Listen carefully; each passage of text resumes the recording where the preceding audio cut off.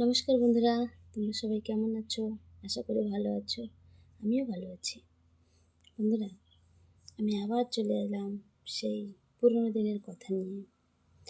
আজকে আমরা জানব যে আমাদের মায়েদের, ঠাকুমাদের, দিদিমাদের মাথায় এত বড় বড় খোঁপা কীভাবে হতো, মানে তাদের অত লম্বা চুল কীভাবে হতো।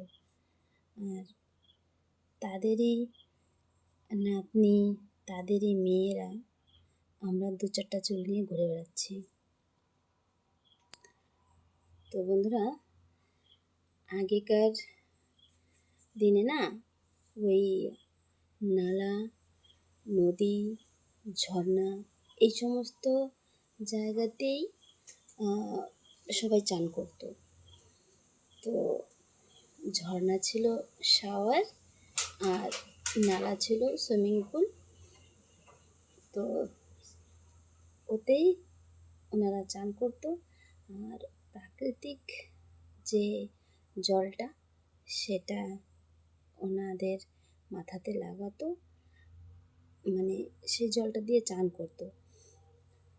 আর এখন যেমন এই যে ব্লিচিং এই সমস্ত দিয়ে জলটাকে ফিল্টার করা হয়, তো সেগুলোই তো আমরা ইউজ করি, আমরা সেগুলো দিয়েই চান করি। তাই জন্য আমাদের মাথার চুলটাও উঠে যাচ্ছে সবার। আর তখনকার পাইপ কি সবাই জানতো না। তো আমাদের মা, ঠাকুমা এদের মতো যদি আমাদেরও হতে হয়, আমরাও যদি সেরকম চুল বানাতে চাই, তাহলে আমাদের কি করা উচিত, কি করলে আমাদেরও চুল ওরকম হতে পারে। তো তোমাদের যদি কারো জানা থাকে কমেন্ট করো। আর আমার কথাগুলো যদি ভালো লাগে তাহলে আমার চ্যানেলটাকে সাবস্ক্রাইব করো, লাইক করো, শেয়ার করো। তো বন্ধুরা, আমি এই বলে শেষ করছি।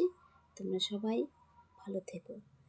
আর যদি নতুন আরও কিছু, মানে পুরোনো দিনের কথা আরও কিছু যদি জানার ইচ্ছা থাকে তাহলে আমাকে বলো, আমি চেষ্টা করব তোমাদের কাছে শেয়ার করার জন্য। আমি যে সমস্ত জিনিসগুলো কালেক্ট করেছি সের মধ্যে দিয়ে আমি তোমাদের কাছে শেয়ার করার চেষ্টা করব। তো থ্যাংক ইউ, টাটা।